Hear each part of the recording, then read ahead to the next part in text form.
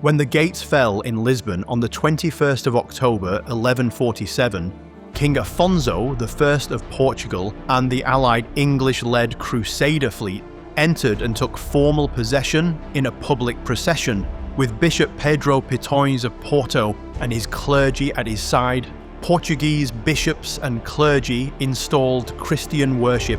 The king ordered the mosques destroyed, and the surrender was handled by named captains: 𝐬𝐵 de Glanville among the English and 𝐻𝐵 de 𝐼𝐶𝐵𝐿 among the Normans, with hostages taken and terms set.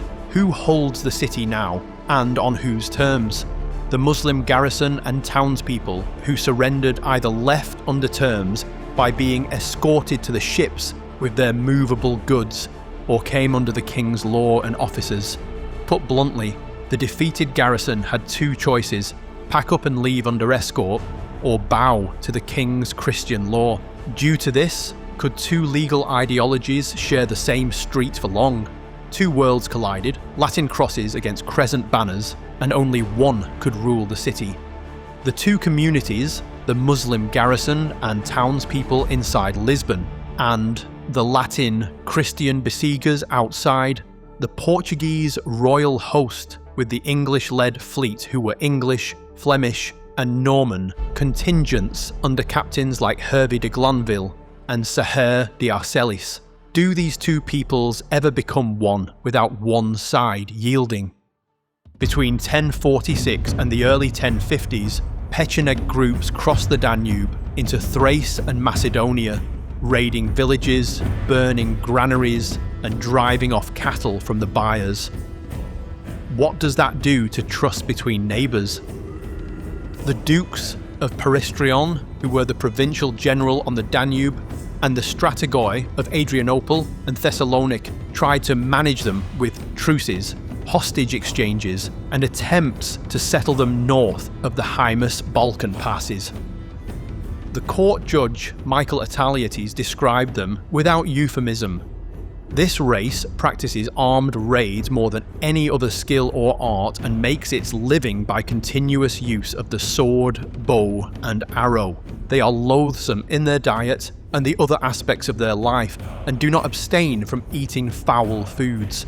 The Byzantine judge didn't hide his contempt. He saw them as living for the sword and bow, scavenging like wolves, their habits so foul even Byzantines recoiled. The policy paused the incursions, but did not end them. Byzantines tried treaties and handouts. Only brutality at Livonian brought peace. Did management ever become unity? In April 1091, Emperor Alexios Komnenos, with Cuman allies and Varangian Guard units, which by then included English exiles after 1066, destroyed a large Pecheneg army at Livonian near the lower Hebros. So was victory the same as fusion? Even after that victory, agreements and hostage swaps bought peace. They did not turn the Pechenegs into Romans. After 1066, shiploads of English and Danish housecarls took service in Byzantium. Why leave home, and does serving a foreign emperor make you one of his people? In the 1070s, they swore oaths to Emperor Alexios Komnenos, and were enrolled in the imperial axe-bearing regiment, the Varangian Guard, Varangoi. Anna Komnene even calls them the Varangians from Thule. By these, I mean the axe-bearing barbarians. They fought the Normans at Dyrrachium, stood in the front ranks when Alexios, backed by Cuman allies, smashed the Pechenegs at Livonian and served on the Anatolian frontier against the Seljuk Turks. Does fighting side by side erase differences? They were paid from the imperial treasury and kept ceremonial watch in the Great Palace, but they remained a foreign cohort recruited by origin, speaking their own tongue, barracked apart. English exiles, axes in hand, stood apart in Byzantium's glittering courts, loyal, but never one of them. If pay and oath don't absorb them, what does? As the flow of men from England dried up in the early 12th century, the English element thinned and disappears from the record. The Varangian Guard continues, but the Anglo-Saxon contingent does not merge into the local population. Service is not assimilation. So, what do these stories tell us? When genetically and culturally distinct populations meet, people genetically distant with different laws, religions, languages, everyday habits, and different inherited predispositions, the pattern is consistent. As Plato writes in the Laws, adopting the exclusion of aliens policy may earn a state a reputation for barbarism and inhumanity.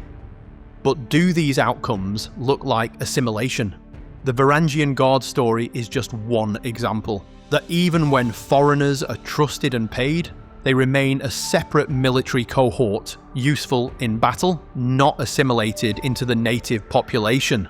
Does pay replace kinship? The Pecheneg frontier shows that treaties, hostage swaps, and resettlement can manage conflict for a time, but they don't change a group's way of life. Real peace came only after force. Can policy rewrite deep habits? The siege of Lisbon represents a mixed city that stabilizes only when one side's law and religion replace the other's. The garrison surrenders, some townspeople depart under terms, and those who remain live under the king's courts and rights. So can a city really keep two laws and two altars for long? So some people watching this might be thinking, well, even people who are genetically similar have fought with one another throughout history. And that's true, but the nature of those fights and whether the two sides can eventually live together in peace is very different from what happens when you throw two utterly different peoples, both genetically and culturally, into the same space. When the culture and genes are close, wars are usually over power, land, resources, or religion, not over completely incompatible ways of life. And that matters because once the dust settles, they can often find a way to live together. You see it in early medieval England. In the 7th century, Penda, the last pagan king of Mercia, joined forces with 𝐾𝐴𝐺𝐻 ap Cadfan, a Welsh Briton who was nominally Christian, against King Edwin of Northumbria, a Christian Anglo-Saxon. Why? Because Edwin had spent years pushing Northumbrian power into Welsh territory, forcing 𝐾𝐴𝐺𝐻 into exile and threatening the survival of his kingdom. 𝐾𝐴𝐺𝐻 wanted payback, the kind that wiped King Edwin of Northumbria, named from the map. And Penda wanted to break Northumbria's grip before it swallowed Mercia too. Different religions, different languages, but the same enemy made them allies. The alliance shocked people, but it made sense in some respects. Same kind of warrior politics, same clan loyalties, same ideas about honour and revenge, but different banners, similar rules. At Hatfield in 633 AD, Edwin died and his army broke. Bede explains what followed. 𝐾𝐴𝐺𝐻 was a barbarian more cruel than a pagan, who didn't even spare women and innocent children, but with bestial cruelty put all alike to death by torture, and he intended to cut off all the race of the English within the borders of Britain. Northumbrian towns and farmsteads paid the price, and Paulinus fled with the Queen by sea. The chronicle agrees on what happened. This year King Edwin was slain by 𝐾𝐴𝐺𝐻 and Penda, and after that went 𝐾𝐴𝐺𝐻 and Penda and laid waste the whole country of the Northumbrians.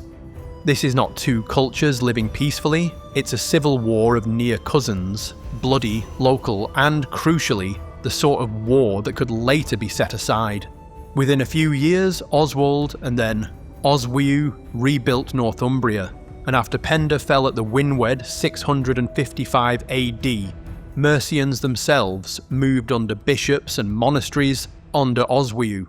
So why was reconciliation even possible here? Because these weren't worlds apart genetically or culturally. The Britons and the Anglo-Saxons were both Northwest European peoples. Ancient DNA shows that the Romano-British of the Iron Age and the incoming settlers from what's now northern Germany, Denmark, and the Low Countries were already close on the wider European scale. In the 5th to 7th centuries, Eastern England saw a heavy influx of North Sea coastal ancestry, places like Frisia, Jutland and Saxony, but it wasn't a total replacement. In early medieval cemeteries in East Anglia and Kent, we can see mixed communities. Some graves point to roughly between 25 and 40% ancestry from those new arrivals, others higher, others lower. Underneath that, both groups still carried the same Bronze Age, steppe-related ancestry that had swept across northwest Europe with the 𝐾𝐿 culture a couple of thousand years earlier. The paternal lines tell a similar story. Romano-British men were often 𝐴1B-M269, while early Anglo-Saxon burials show that alongside northern European clades like I1 and I2. And no, a haplogroup doesn't dictate behaviour, but it does tell you something about shared deep ancestry. The point is, these were closely related peoples fighting over kingship, land, and religion, not two alien civilisations trying to occupy the same town. And when the killing finally burned itself out, that closeness meant they could slowly share churches, laws, and even bloodlines. History shows us that even closely related peoples, like the Anglo-Saxons and Britons or the Norse and Irish, could butcher each other when power, faith, or land was at stake. But there's a difference. When the genetic and cultural distance is small, the war can end in some form of assimilation. They share enough in their worldview, customs, and daily life to eventually build one people. When the gap is wide, as with the 𝐬𝐵𝐾𝐿 newcomers replacing 90% of Britain's Neolithic male lines, there is no assimilation, only replacement. The same is true for countless frontier collapses from antiquity to the early medieval period.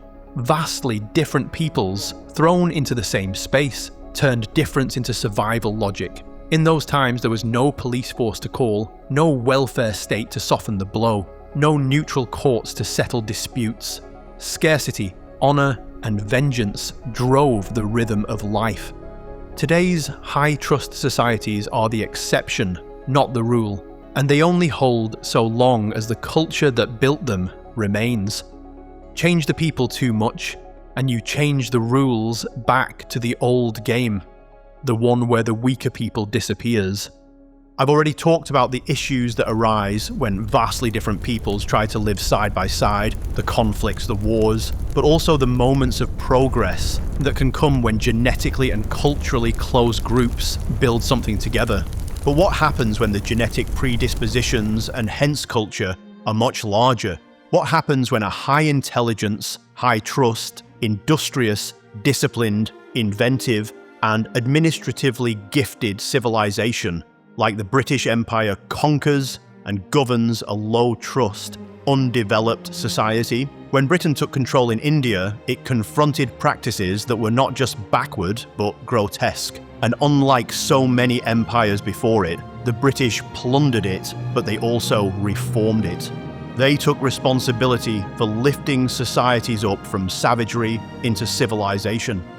In 1829, Governor-General William Bentinck issued a regulation declaring the practice of Sati, or of burning or burying alive the widows of Hindus, illegal and punishable by the criminal courts. Officials noted that the practice of Sati is revolting to the feelings of human nature and nowhere enjoined by the religion of the people as an imperative duty. They concluded there was no remedy left without abolishing the practice altogether. This course was demanded by the paramount dictates of justice and humanity. This was lawmaking, and it was Britain imposing a higher moral order where none had existed. From that point forward, the practice of that right was made a crime of culpable homicide, punishable with fine or imprisonment, or with both. Even a sentence of death could be passed. Lord William Bentinck, 1774 to 1839, was the Governor-General of India from 1828 to 1835 and made it official. I have now to submit for the consideration of Council the draft of a regulation enacting the abolition of satis. Even then, he urged his police to act with restraint, to warn and advise, but not forcibly prohibit, lest rash enforcement provoke violence. It shows the uniquely British combination of firmness and fairness. He justified the interference only when an outrage not sanctioned by God and disapproved of by the higher conscience of the Indians themselves was being perpetrated. A scandal on our administration. Compare that with how the right had been officially praised only years before, the Calcutta Gazette admiring a widow having abandoned with cheerfulness and her own free will this perishable frame, with a swelling heart and a smiling countenance. The morality is obvious. The British Empire pulled a whole civilization out of that hellish abyss. The Empire went after Thuggee, the hereditary cult of stranglers. Of its wanton cruelty we cannot doubt. The first and invariable mode of obtaining it is the murder of the unfortunate victim. They spare neither age nor caste and strangle a Brahmin with as little compunction as they would a sweeper. Thuggee was banditry, and robbery by deception counted as thuggee only if the victim died. These gangs murdered professionally, by concert, by design, after having worshipped and sacrificed a kid to obtain the auspicious protection of their deity. The very name reveals their method. Fanzigar. Fanza means noose, the fatal rope or scarf with which they strangled their unsuspecting and defenseless victims. Most civilizations turned a blind eye to such horrors. The British declared war on them. Bentinck led a strenuous and systematic effort to suppress the Thugs in their practice of murder for the purposes of robbery, which his biographers rightly called one of the most notable achievements of his tenure. It was a campaign of law and order that only a disciplined and high-trust empire could have carried out. And then the practices, even darker, female infanticide and human sacrifice. British officials recorded villages in Gujarat notorious for female infanticide, including one where there was not a girl under the age of 6. Among the Khond tribes, kidnapped children were sold for a religious ceremony in which they were drugged and cut to pieces. Colonel Campbell, who led the suppression, forced chiefs to swear an oath. May the earth refuse its produce, rice choke me, water drown me, and tiger devour me and my children if I break the oath, to abstain from sacrifice of human beings.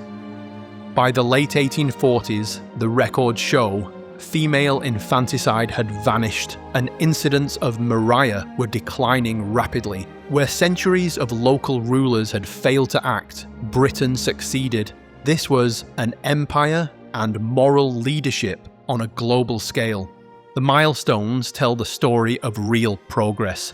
Sati abolished in 1829, the drive launched against Thuggee in the 1830s, Regulation 6 of 1810, first recognising thugs as a distinct criminal class, and magistrates refusing to criminalise whole tribes simply by race, calling it contrary to the principles of penal law to conclude from a person being of a particular race that he is a robber. This was civilization in practice, not empty words, but justice carried out by men who believed in law, order, and humanity. That is what a high-trust, rational administration brought: the courage to legislate against savagery, enforce law, and raise the floor of civilization. The legacy is still felt today. Sati is gone. Thuggee is gone. Human sacrifice is gone. Female infanticide is outlawed. It took men of a more disciplined and higher-minded civilization, the men of the British Empire, to confront horrors others had normalized. Without that intervention, many of these practices might have endured. The positive change still endures because Britain acted, and for that, the empire and its people deserve to be remembered as the very force that dragged entire societies out of the darkness and into the light of civilization.